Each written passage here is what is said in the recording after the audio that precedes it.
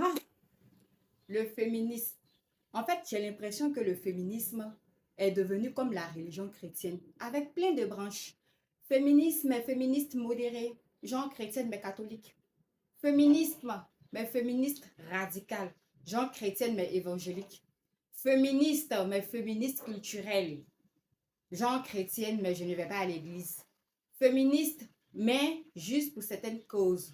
C'est-à-dire oui, mais non. J'ai l'impression que tout le monde est d'accord sur le fond, mais que chacun met ses propres conditions, ses propres limites. C'est exactement ce qui me fait dire au final, c'est oui, mais c'est non. Et les hommes dans tout ça, c'est un peu comme la religion musulmane. Un pour tous, tous pour un même Dieu. Soit tu es dedans, soit tu n'y es pas. Pas de nuance, pas de demi-mesure. C'est vrai que dans tout mouvement, il y a des branches. Les branches en elles-mêmes ne sont pas un problème. Le vrai problème commence quand une branche prétend être la seule légitime. On transforme la diversité en tribunal moral. Et moi, c'est ce qui me dérange. Ce qui me dérange, c'est l'invalidation.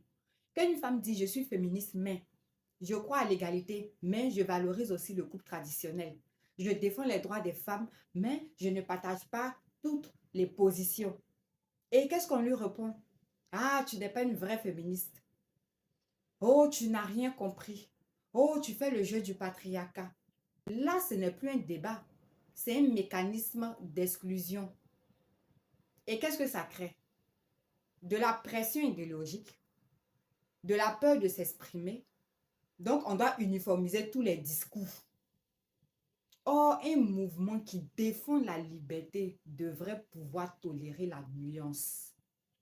Et mon avis très sincèrement dans cette histoire, un féminisme solide n'a pas peur de la diversité interne.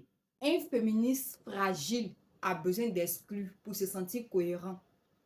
Chaque courant a le droit de définir ses propres critères. Ce qui devient problématique, c'est quand on nie la légitimité de l'autre au lieu de dire tout simplement, nous ne défendons pas la même approche. Il faut reconnaître les différences, il faut argumenter sans disqualifier. Laisser chaque femme se définir elle-même. Oui aux nuances, non à l'invalidation. Et vous savez le plus drôle dans toute cette histoire-là?